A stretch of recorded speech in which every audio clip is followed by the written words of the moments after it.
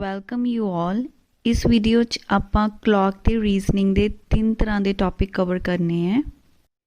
ਸੋ ਸਭ ਤੋਂ ਪਹਿਲਾਂ ਹੈਗਾ ਜੋ ਫਰਸਟ ਟਾਈਪ ਹੈ, ਡਾਇਗਰਾਮ 'ਚ ਆਪਾਂ ਦੇਖ ਰਹੇ ਹਾਂ ਕਿ ਆਵਰਸ हैंड ਤੇ ਮਿੰਟਸ हैंड दोनों 0 डिग्री ਦਾ ਐਂਗਲ ਬਣਾ ਰਹੇ हैं और जिसਨੂੰ ਅਸੀਂ ਕਹਿੰਦੇ ਹਾਂ कि क्लॉक से जो हैंड्स हैं वो कोइंसाइड करते हैं। तो फर्स्ट टाइप साडी होएगी how many times hands of a clock coincide. Next second diagram almost 12-15 है, दैट मीन्स दोनों जो हैंड्स ऑफ क्लॉक हैं उन्हों का आपस च जो एंगल है वो 90 डिग्री का बन रहा है।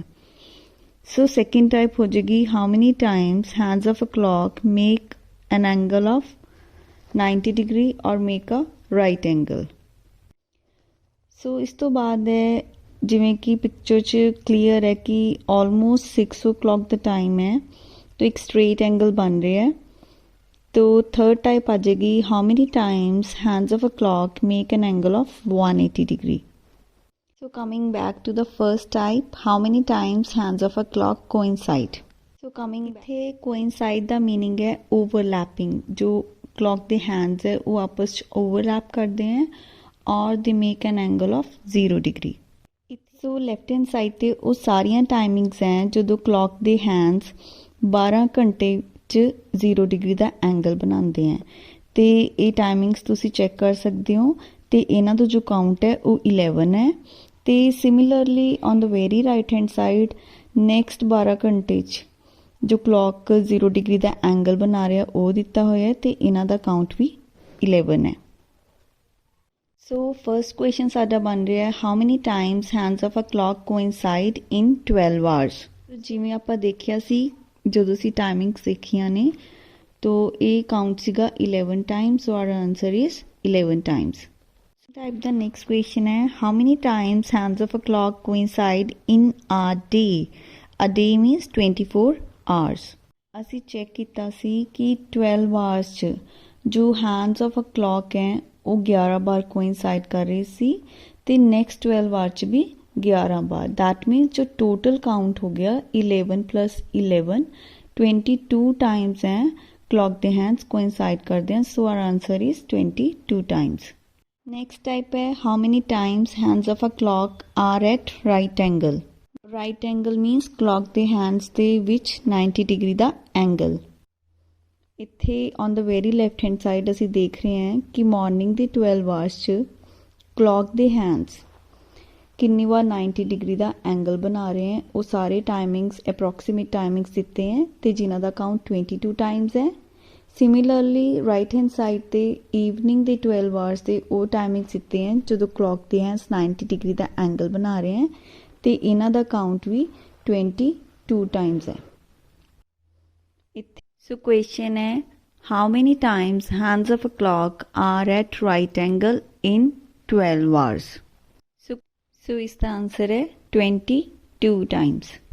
तो इसी टाइप द सेकेंड क्वेश्चन है how many times hands of a clock are at right angle in a day. A day means 24 hours. तो एज वी नो कि 12 आवर्स च 90 डिग्री का एंगल 22 टाइम्स बनता है तो नैक्सट 12 आवर्स च भी 22 टाइम्स। सो टोटल 44 टाइम्स बन रहा 90 डिग्री का angle in 24 hours. So our answer is 44 times. So third type is how many times hands of a clock make an angle of 180 degree. ये concept बहुत similar है 0 degree angle नाल ते दोनों का काउंट भी सेम है। The related question is how many times the hands of a clock make an angle of 180 degree in 12 hours. Answer is 11 times. Next, how many times the hands of a clock make an angle of 180 degree in 24 hours or in a day? Answer is 22 times. इस तो बाद है कि questions च किहड़े keywords हैं जिहड़े use हुंदे हैं जदों 0 डिग्री का एंगल है, 90 डिग्री का एंगल है तो 180 डिग्री का एंगल है। तो first one is 0 degree angle. तो जो 0 डिग्री का एंगल है कीवर्ड्स ने first one is make an angle of 0 degree, second coincide, third overlap, fourth are in same direction, and last one is make a straight line and together means ਇੱਕੋ direction च ने ਤੇ 0 degree ਦਾ angle ਬਣ ਰਿਹਾ make a straight line and together. So ਜੋ next ਜਦੋਂ hands of clock 90 degree ਦਾ ਐਂਗਲ ਬਣਾਉਂਦੇ ਨੇ, ਜਦੋਂ ਕਲੌਕ ਦੇ ਹੈਂਡਸ 90 डिग्री ਦਾ ਐਂਗਲ ਬਣਾ ਰਹੇ ਹੈ ਕੀਵਰਡਸ ਨੇ make an angle of 90 degree, second are at right angle and third one is are perpendicular. ਉਸ ਤੋਂ ਬਾਅਦ ਹੈ ਜਦੋਂ ਹੈਂਡਸ ਆਫ ਕਲੌਕ 180 डिग्री ਦਾ 180 डिग्री ਦਾ ਐਂਗਲ ਬਣਾਉਂਦੇ ਨੇ। ਕਲੌਕ ਦੇ ਹੈਂਡਸ ਜਦੋਂ 180 डिग्री ਦਾ ਐਂਗਲ ਬਣਾ ਰਹੇ ਹੈ keywords are make an angle of 180 degree, second are in opposite direction and third one is make a straight line but not together. Not together means ਉਹ opposite direction 'ਚ ਨੇ ਤੇ 180 degree ਦਾ angle ਬਣ ਰਿਹਾ। Clock tricks to solve such questions. Examination point of view ਤੋਂ ਤੁਸੀਂ ਸਿਰਫ ਇਹ ਟੇਬਲ ਲਰਨ ਕਰਨਾ ਹੈ। Angle between hands of a clock in case ये 0 डिग्री है या 180 डिग्री है, मतलब क्लॉक दे हैंड 0 डिग्री तो 180 डिग्री का एंगल कितनी बार बनाते हैं। सो अगर पूछा गया इन 12 आवर्स तो आंसर है 11, और अगर पूछा गया इन अ डे और इन 24 आवर्स देन आंसर इज 22। और इन केस क्वेश्चन है कि hands of a clock 90 degree का एंगल 12 आवर्स कितनी बार बना रहे हैं देन आंसर इज 22, और 24 आवर्स कितनी बार बना रहे हैं देन आंसर इज 44।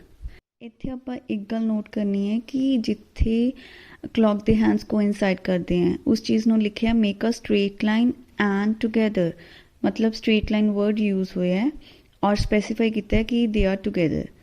तो 180 वाले च है make a straight line but not together.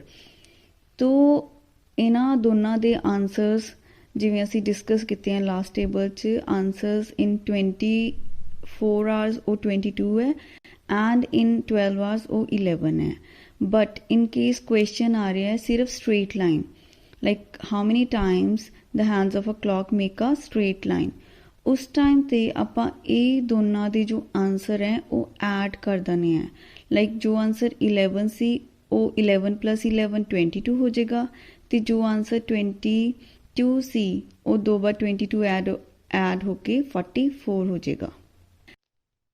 So straight line वाले 3 क्वेश्चंस बनते हैं। First one is how many times the hands of a clock are straight and are together in a day.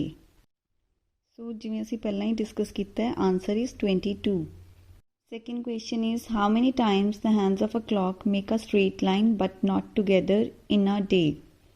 Again answer is 22. इस तो बाद third question है how many times the hands of a clock are straight in a day. तो straight है पर not specified कि वो together है और not together है। So इन्हां दोनों जो ऊपर वाले दोनों questions हैं इन्हां दा आंसर add up हो जाएगा, तो साडा आंसर हो जाएगा 44।